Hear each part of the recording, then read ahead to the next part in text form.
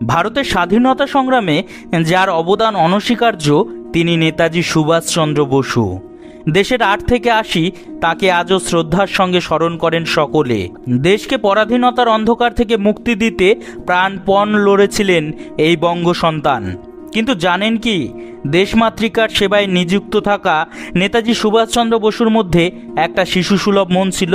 তার হাসির কোনো তুলনা হবে না। চলুন জেনে নেওয়া যাক সুভাষচন্দ্রের ব্যক্তিত্বের রসিক দিকটি। সুভাষচন্দ্র তখন ফরওয়ার্ড ব্লকের নেতা। একদিন কলকাতায় একজনের বাড়িতে নিমন্ত্রণ খেতে যাবেন বলে কথা দিয়েছিলেন। নিমন্ত্রণের দিন সুভাষচন্দ্র বসু এখনকার আব্দুল হামিদ স্ট্রিটের ফরওয়ার্ড অফিসে এসে কিরণ শঙ্কর রায়, সত্যরঞ্জন বক্সিকে বলেন, আমি বজবজে একটা মিটিংয়ে যাচ্ছি, ফিরে এসে নেমন্তন্ন বাড়িতে যাব, তাদের কথা দিয়েছি। সুভাষচন্দ্র ফিরলেন একেবারে গভীর রাতে। কথা দিয়েছেন তাই নিমন্ত্রণ রক্ষা করতে সঙ্গী সাথীদের নিয়ে সেই গভীর রাতেই চললেন নিমন্ত্রণ বাড়ির উদ্দেশ্যে। বাড়ির সামনে এসে দেখলেন সদর দরজা, এমনকি বাড়ির জানলাগুলো সব বন্ধ, চারিদিক শুনশান। সুভাষচন্দ্র বসু দরজায় কড়া নাড়তে লেগে গেলেন। বাড়ির ভেতরে থেকে সাড়া এলো, কে এত রাতে? উত্তর এলো, আমি সুভাষচন্দ্র, আপনারা আমায় নিমন্ত্রণ করেছিলেন, আমি কথা দিয়েছিলাম আসবো বলে, তাই রাত হলেও এসেছি। দরজা খুলে সবাই হই হই করে ছুটে এলো। বাড়ির কর্তা বলেন, এত রাতে? সুভাষচন্দ্র বললেন, তাতে কি হয়েছে, ব্যস্ততার কোনো কারণ নেই, খাবার দাবার ফুরিয়ে গেলেও কষা মাংস আর ময়দা ঘি তো আছে, কষা মাংস আর লুচি ভেজে দিন, আমরা তাই খাবো। রান্না তোড়জোড় শুরু হয়ে গেল। খাওয়া শেষ হতে রাত প্রায় ভোর হয়ে গেল। তারপর সুভাষচন্দ্র গল্পগুজব শুরু করে দিলেন। ওরবার নাম করেন না। সঙ্গীরা বললেন, এবার বাড়ি ফেরা যাক। সুভাষচন্দ্র বললেন, বসুন না একটু, ভোরের চা খেয়েই না হয় এখান থেকে বেরোবো। এর থেকেই বোঝা যায় মানুষটাকে দেখে আপেক্ষিক অর্থে গুরুগম্ভীর ব্যক্তিত্ব মনে হলেও তিনি ছিলেন অত্যন্ত রসিক ব্যক্তিত্ব। হৃদয়টা একেবারে শিশুর মতো সরল। প্রেসিডেন্সি কলেজে পরীক্ষা চলাকালীন সমস্ত পরীক্ষার্থীরা একটি কাগজে গায়ত্রী মন্ত্র লিখে নিয়ে সেটি তাদের টেবিলের উপর রেখে পরীক্ষায় বসেছিলেন। বিষয়টি কলেজের ব্রিটিশ অধ্যাপকের চোখে পড়লে তিনি বলেন, তোমরা কি টুকলি করছো? উত্তরে পরীক্ষার্থীরা বলে, না স্যার, এটা গায়ত্রী মন্ত্র। এই কথা শুনেই অধ্যাপক রেগে গিয়ে বললেন, আমরা চেষ্টা করছি তোমাদের এই কুসংস্কারগুলোকে মুছে ফেলার জন্য, আর তোমরা এক জায়গাতেই পড়ে আছো। এই কথা বলেই অধ্যাপক গায়ত্রী মন্ত্র লেখা কাগজটি ছিঁড়ে ফেলেন এবং বলেন, এই ক্লাসে আর কোনো কুসংস্কার মনোভাবাপন্ন ব্যক্তি থাকলে সে বেরিয়ে যেতে পারো। সেই সময় একটি ছেলে হাত তোলে এবং অধ্যাপকের উদ্দেশ্যে বলে, স্যার, আপনার মতাদর্শ আমার খুব ভালো লেগেছে। আপনার প্রতি অনুপ্রাণিত হয়ে আমি সেই জিনিস করতে চাই যেটা আপনাকে দেখে আমি প্রথম দিন থেকে করতে চেয়েছিলাম। উত্তরে অধ্যাপক বলেন, বেশ ভালো, কিন্তু সেটা কি? এরপর সেই ছাত্র উঠে গিয়ে নিজের পায়ের জুতো খুলে অধ্যাপককে ইচ্ছে মতো জুতো দিয়ে পিটাতে থাকেন। সেদিন পরীক্ষার হলে ব্রিটিশ অধ্যাপককে জুতো পেটা করা এই ছাত্রটির নাম সুভাষচন্দ্র বোস। হ্যাঁ, তিনি কখনোই তার দেশের মাটিকে ছোট হতে দেননি। নেতাজি হিসেবে সকলের কাছে পরিচিত সুভাষচন্দ্রের প্রাণ ছিল শুধুমাত্র দেশকে স্বাধীনতা দেওয়ার জন্যই। যদিও এই ঘটনায় সুভাষচন্দ্র বসুকে প্রেসিডেন্সি কলেজ থেকে বহিষ্কার করা হয়েছিল। অপরদিকে ঠিক সেই সময় সুভাষচন্দ্রের জন্মস্থান উড়িষ্যার কটকে কলেরা মহামারী ছড়িয়ে পড়ে। সুভাষচন্দ্র বসু তার বেশ কিছু বন্ধুকে সঙ্গে নিয়ে কটকে পৌঁছন।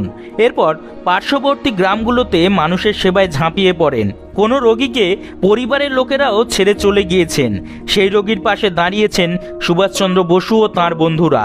মানুষের পাশে দাঁড়ানোর জন্যে তিনি হোমিওপ্যাথি চিকিৎসা অল্প স্বল্প শিখে নিয়েছিলেন। একবার প্রিন্স অফ ওয়েলস কলকাতায় আসলে গান্ধীজি ঠিক করেছিলেন ব্রিটিশদের সমস্ত কিছুই বয়কট করবেন। তবে নেতাজি তখন বলেছিলেন, এবার আমরা ব্রিটিশদের দ্রব্য বয়কট করব না, উল্টে এবার আমরা ব্রিটিশদের কাছে আমাদের পোশাক বিক্রি করব। পরক্ষণেই আবার রসিকতা করে বলেন, এত বড় প্রিন্স ভারতে আসছেন আর কিছু না কিনেই চলে যাবেন, এটা ভালো দেখায় না। এরপর প্রিন্সের জন্য যে মহোৎসব তৈরি হয়েছিল সেখানে সুভাষ ও তার সহকারীরা খাদির তৈরি পোশাক বিক্রি করার জন্য প্রবেশ করেছিল। তবে কিছু ব্রিটিশ সিপাহী নেতাজি ও তার সহকারীকে আটক করে এবং তাচ্ছিল্যের হাসি হেসে প্রশ্ন করে, তোমাদের কি মনে হয় তোমাদের এই খাদি প্রিন্স পরবে?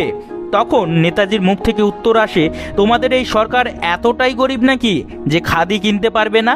এই কথা বলায় সুভাষচন্দ্র বসুকে 6 মাস জেলে কাটানোর সাজা শোনানো হয়। যদিও মজার বিষয় হলো, নেতাজি যতবারই জেলে প্রবেশ করতেন ততবারই জেলে ঢোকার আগে বলতেন, আমি আবার ছাড়া পেয়ে যাব।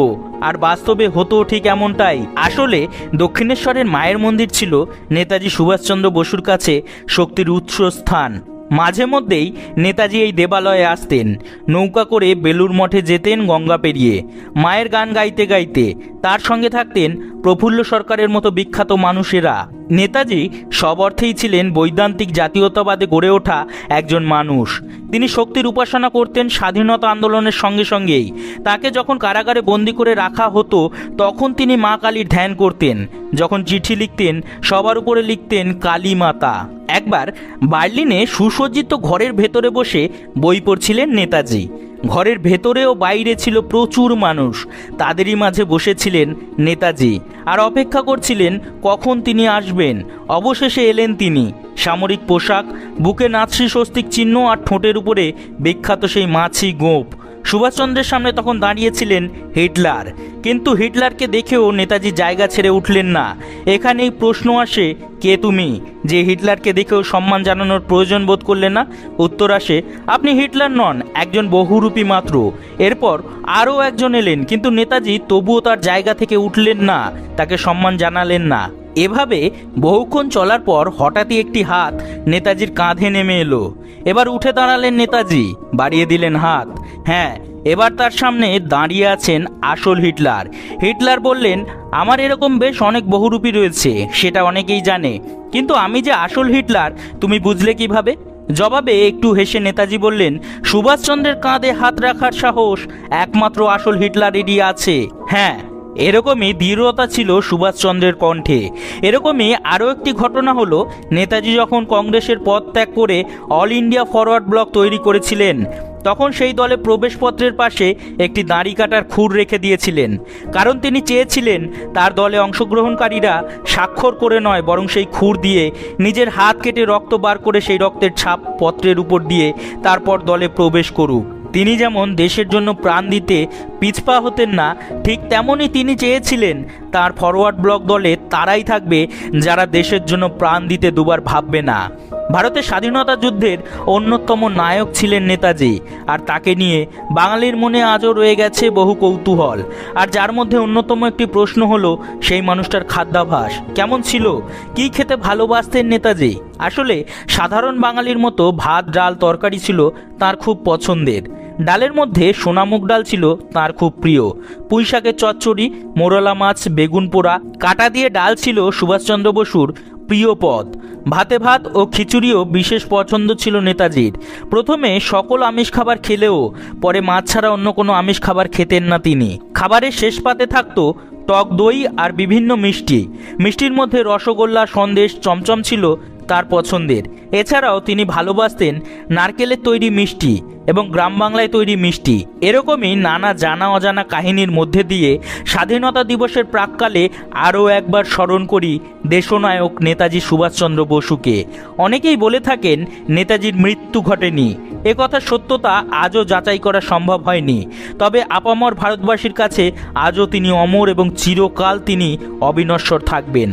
ধন্যবাদ এতক্ষণ আমাদের সাথে থাকার জন্য। আমাদের ভিডিওগুলি যদি আপনাদের ভালো লাগে তবে অবশ্যই আমাদের পাশে থাকবেন।